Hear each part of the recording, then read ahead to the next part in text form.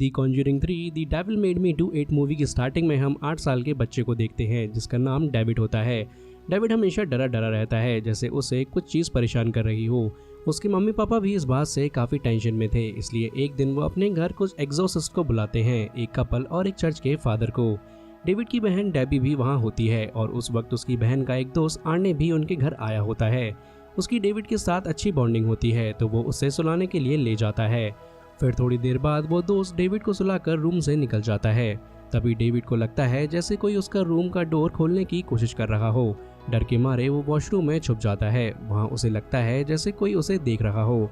ऊपर की तरफ उसे उसके हाथ भी दिखते हैं और बाथटब में खून भी आ जाता है। ये सब देखकर डेविड बहुत डर जाता है और जोर जोर से चिल्लाने लगता है।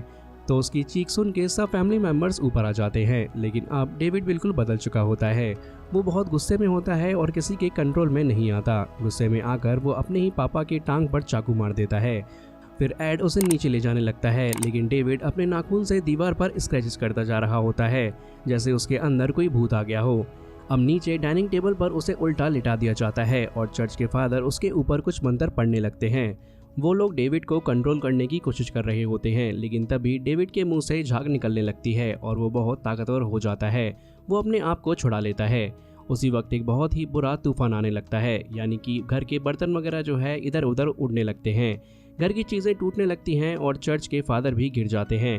लेकिन दोनों एग्जॉर्सिस्ट मिलकर डेविड को जोर से पकड़े होते हैं, लेकिन डेविड अपने आप को छुड़ाने की कोशिश करता है।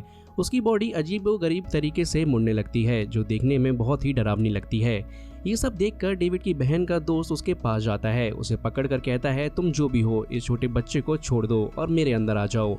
उसने सच में डेविड से दिल से प्यार किया था। उसके कहने पर डेविड की आंखें नॉर्मल हो जाती हैं और जो भी भूत या स्पिरिट उसमें था वो उसके दोस्त के अंदर चली जाती है। अब वो लड़का स्ट्रेंज बिहेव करने लगता है, जैसे उसकी बॉडी पर अफेक्ट होने लगा हो। वहीं दूसरी तरफ जब डेविड पोजेस था तब उसने एड पर भी बहुत बुरा अटैक किया था। उसकी कंडीशन बहुत ख़राब हो गई थी, इसलिए उसे हॉस्पिटल ले जाया गया। डॉक्टर्स ने उसकी वाइफ को बताया कि उसे बहुत बड़ा हार्ट अटैक आया है। ये सब सुन के सब उसके लिए प्रार्थना करने लगते हैं। फिर हम देखते हैं डेविड की बहन का दोस्त, जिसके अंदर अब वो स्पिरिट चली गई थी, अब वो नॉर्मल दिख रहा होता है। वो अपनी दोस्त के साथ काम कर रहा होता है, लेकिन जैसे ही वो घर के अंदर जाता है तो हम देखते हैं कि दीवार में एक बड़ा होल है। जब वो उस होल में देखता है तो एक भूत उसके सामने आ जाता है, जो उस पर अटैक करने की कोशिश करता है, लेकिन वो समहाउ अपने आप को बचा लेता है। पर असल में वो बचा नहीं था, क्योंकि वो स्पिरिट अब उसके अंदर चली गई थी। अब वो धीरे धीरे उसकी बॉडी को अपने कंट्रोल में ले रही थी। उसके बाद वो तुरंत वहाँ से भागता है और एक पेड़ के पास चेनसॉ लेकर उसे काटने लगता है, लेकिन चेनसॉ स्टार्ट नहीं हो रही थी। तभी उसे एक खिड़की पर भूत दिखाई देता है जो उसी को देख रहा होता है और तभी चेनसॉ स्टार्ट हो जाती है। ऐसा लगता है कि चेनसॉ उस भूत के कंट्रोल में आ गई है, लेकिन उससे पहले कि उसे कुछ होता चेनसॉ उसके हाथ से गिर जाती है और उसकी जान बच जाती है। वो बहुत ज़्यादा डर जाता है और अपनी गाड़ी लेके तुरंत वहाँ से निकल जाता है, लेकिन उस लड़के को रोक लिया जाता है। दूसरी तरफ हॉस्पिटल में जब एड को होश आता है तो वो तुरंत कहता है कि डेविड की बॉडी से जो सोल निकली थी वो अब उस लड़के के अंदर चली गई है, जो डेविड की बहन का दोस्त है।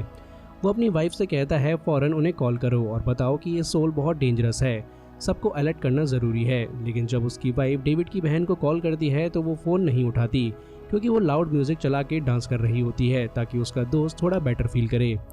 इसी बीच डेविड की बहन के दोस्त को अचानक स्ट्रेंज फील होने लगता है। उसकी तबीयत खराब होने लगती है। उसे समझ नहीं आता कि वो वहाँ खड़ा कैसे है। उसे सब कुछ वियर्ड लगता है और वो काफ़ी वीक फील करता है। अब जब लोरेन की कॉल को कोई नहीं उठाता तो वो टेंशन में आ जाती है और फिर वो पुलिस को कॉल करती है और कहती है प्लीज़ तुरंत डेविड के घर जाइए, कुछ गलत हो रहा है। तभी डेविड की बहन जिस लड़के के साथ डांस कर रही होती है वो लड़का अचानक घोस्ट में बदल जाता है। उसकी शक्ल बदल जाती है और वो उसे डराने लगता है। डेविड की बहन चिल्लाने लगती है, डर जाती है और अपने दोस्त को लेकर वहाँ से भाग जाती है। वहीं दूसरी तरफ पुलिस भी उनके घर पहुँचने वाली होती है। तभी डेविड का दोस्त, जिसमें अब वो सोल थी, उस सामने वाले आदमी पर नाइफ से अटैक कर देता है और उसे मार डालता है। उसके कपड़ों पर खून लग जाता है और जब वो घर से बाहर निकलता है तो एक पुलिसमैन उसे देख लेता है। पुलिसमैन नोटिस करता है कि उसकी आंखें अलग लग रही हैं, जैसे उसके अंदर कुछ और हो। जब पुलिसमैन उससे कुछ पूछता है तो वो चुप रहता है। पुलिसमैन कहता है तेरे कपड़ों पर खून लगा है, तू मेरे साथ चल। फिर हम देखते हैं कि वो लड़का एड और लॉरेन के साथ बैठा होता है। फिर वो दोनों एग्जॉस्टिस उससे कहते हैं हम ये चेक करना चाहते हैं कि क्या अब भी वो सोल तुम्हारे अंदर है या नहीं। तुम बाइबल पढ़ना शुरू करो। अगर तुम आसानी से बाइबल पढ़ लेते हो तो इसका मतलब ये है कि वो भूत अब तुम्हारे अंदर नहीं है, लेकिन अगर वो अंदर होगा तो तुम बाइबल नहीं पढ़ पाओगे। जब वो लड़का बाइबल पढ़ना शुरू करता है तो उसे पता चलता है कि उसके अंदर अब कोई सोल नहीं है, क्योंकि वो आसानी से बाइबल पढ़ पा रहा था और जिस आदमी को उसने मारा था उसके खिलाफ केस बन चुका था और पुलिस उस लड़के को अरेस्ट करने वाली थी। तभी वहाँ उस लड़के की लॉयर आती है। दोनों एग्जॉस्टिस्ट उस लॉयर से कहते हैं कि इस लड़के ने उसे नहीं मारा, इसके अंदर कोई सोल या डीमन था जिसने उस आदमी को मारा है। और वो ये भी कहते हैं कि उस मरे हुए आदमी में भी घोस्ट आ गया था। लेकिन लॉयर कहती है आप लोग ये बातें छोड़ दो, कौन ऐसी बातों पर यकीन करेगा, लोग कहेंगे कि ये सिर्फ एक्सक्यूज है और आप अपने आप से सिर्फ एक कहानी बना रहे हो। वो लॉयर बिल्कुल भी नहीं मानती कि ये डीमन या किसी सोल का काम है। एड उससे कहता है ठीक है, रात को आप घर आइएगा, मैं आपको डीमन खुद दिखाता हूँ। अगर आपको डीमन ना दिखे तो आप उस लड़के को अरेस्ट करवा देना। तो लॉयर कहती है ठीक है, मैं आज शाम को आपके घर आ जाऊंगी, और वो ये बहुत ज़्यादा कॉन्फिडेंट होकर कहती है। अब अगला सीन कोर्ट का होता है, जहाँ लॉयर को भी यकीन हो जाता है कि ये सब डीमन का काम है। वो जज को कहती है ये मर्डर डीमन ने किया है, लेकिन जज उसकी बात को नहीं मानता और कहता है ये सब बहाने हैं, उस लड़के को सज़ा ज़रूर मिलेगी और ये लड़का ज़िंदगी भर जेल में रहेगा। लेकिन एग्जॉस्टिस्ट कपल कहते हैं कि वो लड़का इनोसेंट है, क्योंकि वो जानते हैं कि वो मर्डर नहीं कर सकता, उसके पीछे ज़रूर कोई सोल या डीमन का हाथ है। अब वो दोनों एग्जॉस्टिस्ट और डेविड की बहन खुद इस केस की इन्वेस्टिगेशन करने लगते हैं। वो उस दिन की रिकॉर्डिंग सुनते हैं जब ये सब कुछ हुआ था, जब सब लोग साथ डांस कर रहे थे। फिर वो लोग उस जगह जाते हैं जहाँ डेविड पहली बार डरा था और जहाँ उसने घोस्ट देखा था। वहाँ एक वाटर बैट था जिसमें डेविड खेल रहा था और जंप मार रहा था, लेकिन अचानक वाटर बैट के अंदर से किसी का हाथ निकला और डेविड को उसने पकड़ लिया, और वो और कोई नहीं वही भूत था। वहाँ का फ्लोर भी खराब हो गया था, जो दिखाता है कि वहाँ कुछ सुपरनैचुरल हो रहा है। फिर वो एग्जॉस्टिस्ट कपल और डेविड की बहन उस रूम के नीचे वाली जगह पर जाते हैं। जब लॉरेन उसके अंदर जाती है तो वहाँ उसे बहुत सारे चूहे मिलते हैं और एक अजीब स्कल भी दिखाई देता है। वो स्कल की फोटो ले लेती है और सबको दिखाती है। सब लोग कहते हैं कि ऐसा स्कल उन्होंने पहले कभी नहीं देखा। चर्च के फादर भी कहते हैं कि उन्होंने भी ऐसा स्कल नहीं देखा है। वो कहते हैं कि तुम लोग किसी और सीनियर फादर को दिखाओ। फिर वो एग्जॉस्टिस्ट कपल उस सीनियर फादर के पास जाते हैं। वो फादर कहते हैं कि मैंने ऐसे स्कल पहले देखे हैं, लेकिन ये वाला थोड़ा अलग है। और फिर वो फादर अपनी कलेक्शन उन दोनों एग्जॉस्टिस्ट कपल को दिखाते हैं। वहीं दूसरी तरफ हम एक लड़की को देखते हैं जो ब्लैक मैजिक कर रही होती है। उसके पास एक अजीब टेबल होता है जिसमें ब्लैक कैंडल जल रही होती है, और उसके पास डेविड की बहन के दोस्त की फोटो भी होती है। वो लड़की ऐसी मैजिक दिखाती है जो लोगों को हेलुसिनेट कर देती है, जिससे वो लोग बहुत ही ज़्यादा डर जाते हैं। उन्हें लगता है जैसे उनके आसपास कोई डीमन या भूत है। फिर एड एक डिटेक्टिव से मिलता है। वो डिटेक्टिव कहता है कि मैंने ऐसा स्कल पहले भी देखा है। उसका कहना होता है कि एक पुराना केस था जिसमें मैंने ये स्कल देखा था। लॉरेन कहती है कि इस केस में डीमंस का हाथ है, लेकिन डिटेक्टिव उसे मजाक में लेता है और कहता है मेरे साथ मजाक मत करो। फिर दोनों एग्जॉस्टिस्ट वहां से चले जाते हैं। लॉरेन अपने साथ वो नाइफ भी ले आई थी जो उस दिन मर्डर में यूज हुआ था। वो डिटेक्टिव बताता है कि जिस केस की मैं बात कर रहा हूँ उसमें 2 लड़कियां मारी गई थी, लेकिन उनमें से सिर्फ एक की बॉडी मिली थी। अब तीनों मिलके उस जगह पर जाते हैं जहाँ ये सब कुछ हुआ था। अब यहाँ से लॉरेन अपने पास में चली जाती है। वो दोनों लड़कियों को देखती हैं और वो 2 लड़कियाँ फ्रेंड्स होती हैं, और एक फ्रेंड ने अपनी दूसरी फ्रेंड का मर्डर कर दिया था क्योंकि उसके अंदर डीमन आ चुका था। और लॉरेन बिल्कुल उस फ्रेंड की तरह बिहेव कर रही थी क्योंकि वो सब चीज़ें याद कर रही थी। वो भागने लगती है, लेकिन भागते भागते वो किनारे पर पहुंच जाती है जहां नीचे सिर्फ पानी था, और वो वहां पर रुक जाती है। तभी नीचे से एक क्रीपी हाथ निकलता है और उसे खींचने लगता है, लेकिन तब उसका हस्बैंड आकर उसे बचा लेता है। फिर लॉरेन अपने सेंसेस में वापस आ जाती है और अपने हस्बैंड को बताती है कि जिस लड़की की बॉडी नहीं मिली थी वो इसी रिवर के अंदर है। अब उस लड़की की बॉडी निकाल ली जाती है, यानी वो प्रॉब्लम भी सॉल्व हो गई थी जो बॉडी नहीं मिल रही थी। और यहाँ पर हम देख पाते हैं कि लॉरेन के पास काफ़ी अच्छी पावर्स होती हैं। फिर दोनों हॉस्पिटल जाते हैं जहाँ उस लड़की की डेड बॉडी रखी थी।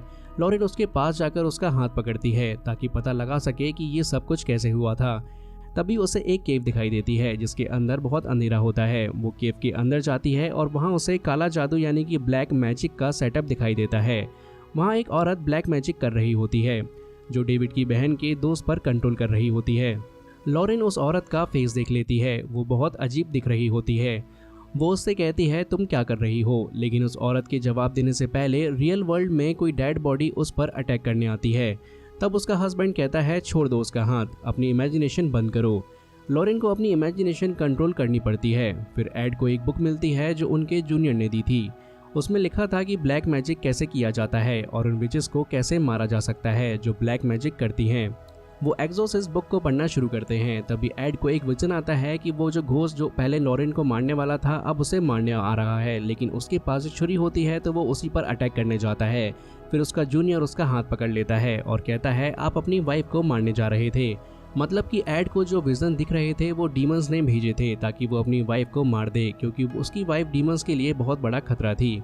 अब वो लॉरेन उस सीनियर फादर से मिलने जाती है। वो सीनियर फादर उसे एक बुक दिखाते हैं जिसमें एक छोटी लड़की की फोटो लगी होती है।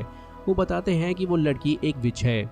लॉरेन पूछती है आपने मुझे पहले क्यों नहीं बताया, तो वो फादर कहते हैं क्योंकि वो मेरी ही बेटी है। फिर वो फादर उसे एक केव में ले जाते हैं, वही केव जिसे लॉरेन अपने पहले वाले विजन में देख चुकी थी। वहाँ वो विच ब्लैक मैजिक कर रही होती है जो उस फादर की बेटी होती है, बट अचानक से वो विच ऊपर आती है और अपने फादर को ही मार देती है। अब कहीं ना कहीं ये लॉरेन के लिए एक चांस भी था, क्योंकि वहाँ एक टेबल था जिसमें वो विच ब्लैक मैजिक करती थी। वो टेबल बहुत भारी था इसलिए लॉरेन उसे गिरा नहीं पाई। तभी विच उस पर अटैक करने लगती है और लॉरेन अपनी जान बचाने के लिए वहाँ से भागती है। तभी उसका फ्रेंड यानी कि एड आ जाता है। उसे फील होता है कि उसकी वाइफ कहाँ है और वो बेसमेंट का दरवाज़ा तोड़ने लगता है। नीचे लॉरेन मुश्किल में होती है, वो भाग रही होती है लेकिन रास्ता नहीं मिल रहा होता। तब उसके सामने मिरर आता है जिसमें वो खुद को ही देख सकती थी। फिर वो बुरी विच आकर उस पर छुरी से अटैक करती है, लेकिन लॉरेन उस पर पत्थर मार के वहाँ से फिर से भाग जाती है। अब वो विच एड के पास जाती है उसकी वाइफ के रूप में और उसको अपने कंट्रोल में कर लेती है। वहीं दूसरी तरफ डेविड की बहन का दोस्त बहुत बीमार था क्योंकि वो जेल में था। उस पर मर्डर का इल्ज़ाम था और उसके अंदर बार बार कोई सोल आ रही थी। उसकी बॉडी अजीब तरीके से हिलने लगती थी और तबीयत भी खराब होती थी।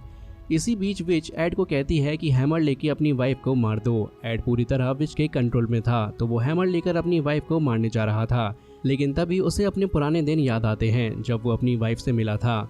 उसे याद आता है कि वो अपनी वाइफ और फैमिली से कितना प्यार करता है।